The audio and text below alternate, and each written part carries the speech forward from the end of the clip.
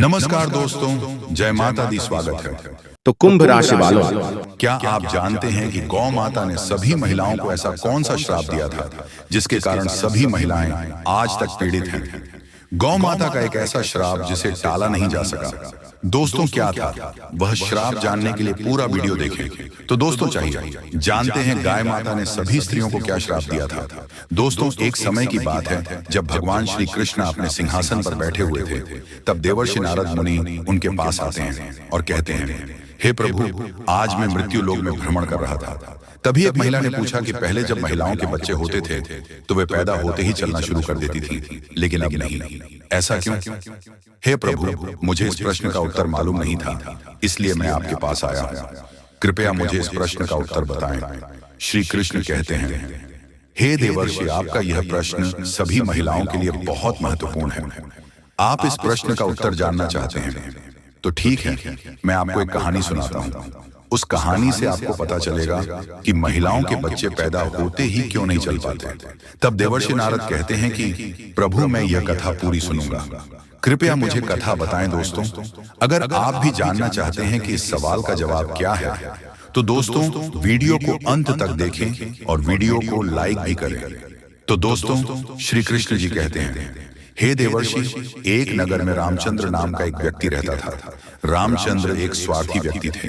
रामचंद्र के पास एक गाय थी। वह गाय दूध देती थी और रामचंद्र उस गाय को हरा चारा खिलाते थे और दूध निकालकर भेज देते थे। रामचंद्र स्वयं गाय का दूध पीते थे और अपने परिवार के सदस्यों को भी दूध पिलाते थे। रामचंद्र के घर की दिनचर्या गाय के दूध से चलती थी। रामचंद्र का समय इसी प्रकार बीत रहा था। कुछ दिनों के बाद एक समय ऐसा आया जब गाय ने रामचंद्र को दूध देना बंद कर दिया।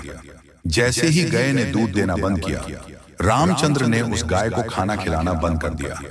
और एक दिन ऐसा आया जब रामचंद्र ने गाय को बहुत मारा और घर से ले जाकर जंगल में छोड़ दिया। अब बेचारी गाय अकेली रह गई, जंगल में इधर उधर भटकती हुई। और एक दिन वह जंगल में बने एक मंदिर के पास आती है और भगवान से विनती करते हुए कहती है, हे भगवान, मैं आपसे यह विनती करती हूँ कि हमें गाय की योनि में डालकर कितना गलत काम किया है। श्री कृष्ण कहते हैं, हे देवर्षि, वह गाय कहती है, देखिए, आपकी 84 लाख योनियों में जो सर्वश्रेष्ठ योनि है, यानी मनुष्य कि उसमें कितने पाप और दुष्कर्म होते हैं। गाय कहती है, उस आदमी ने मुझे अपने घर में रखा और जब तक मैं दूध देती रही, मुझे हरा चारा खिला रहा। जैसे ही मैं दूध देना बंद कर दिया, उसने मुझे चारा भी नहीं दिया। इतना ही नहीं, उसने मुझे अपने से दूर फेंक दिया। अब घर के बाहर इधर उधर घूमती हूँ। अब जंगल में चारा और घास खाकर पेट भरती हूँ। हे भगवान, तुमने जो सर्वोत्तम यानी बनाई है, वह कितनी स्वार्थी और लालची है। श्री कृष्ण जी कहते हैं, हे देवर्षि नारद, धीरे धीरे समय बीतता गया। बेचारी गाय इधर उधर भटकती रहती थी। जब भी वह गए रामचंद्र के द्वार पर आ जाती है, तो रामचंद्र ने लाठी लेकर के उस गाय को जंगल की तरफ, खेतों की तरफ भगा करके आ जाता है। श्री कृष्ण जी कहते हैं, हे देवर्षि, धीरे धीरे एक दिन वह गाय गर्भवती हो गई। जब गर्भ 3-4 महीने का हो गया, तभी उसी जंगल में एक स्त्री आई। जैसे ही उस महिला ने उस गाय को देखा, तो उसने मन सोचा कि यह गाय गर्भवती है, मैं काम करूंगी, मैं इस गाय को पालूंगी। जब यह बछड़े को जन्म देगी तो यह गाय मुझे दूध देने लगेगी, तब मैं इसका दूध खुद भी पीऊंगी और अपने परिवार वालों को भी पिलाऊंगी और इसे भेजूंगी। लेकिन जैसे ही वह औरत गाय पकड़ने जाती है और अपने पति को बुलाती है, जब तक उसका पति वहां आता है, गाय वहां से जा चुकी होती है। धीरे धीरे अधिक समय बीतता गया। श्री कृष्ण कहते हैं, हे देवर्षि, जब उस गाय के प्रसव का समय आया, तब वह गाय एक सुनसान जंगल में सुरक्षित स्थान पर गई और एक बछड़े को जन्म दिया।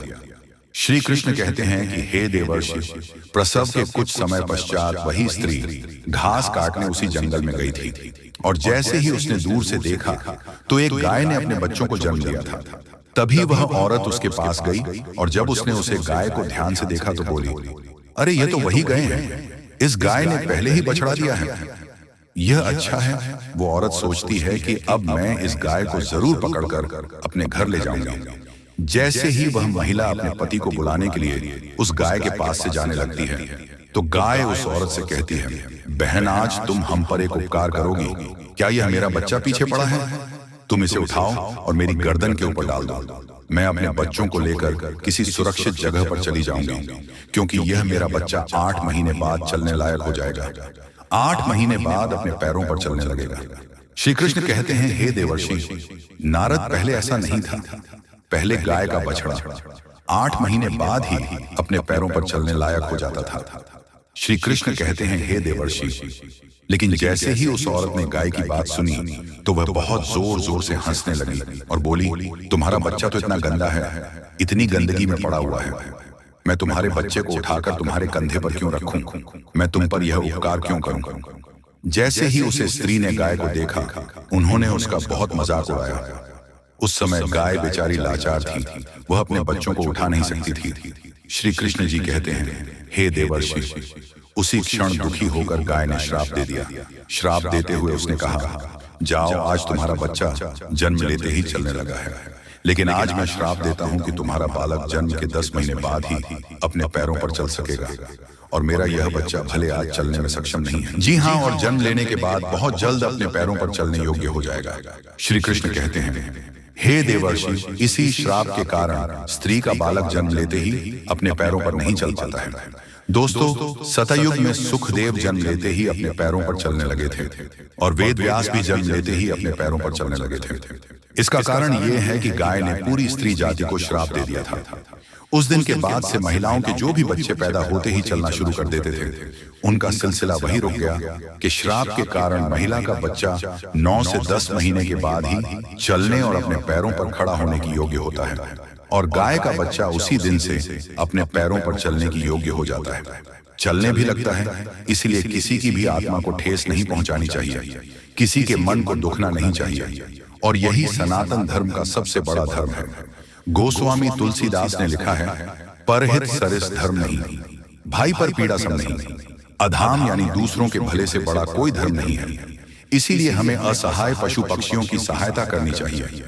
गाय के श्राप के कारण सभी पशु पक्षियों के बच्चे जन्म के तुरंत बाद चलने लगते हैं, लेकिन महिलाओं के बच्चों पर इसका विपरीत प्रभाव पड़ा कि महिला का बच्चा जन्म के तुरंत बाद चलने में सक्षम नहीं होता है, वह पैदा होते ही नहीं चल पाता है।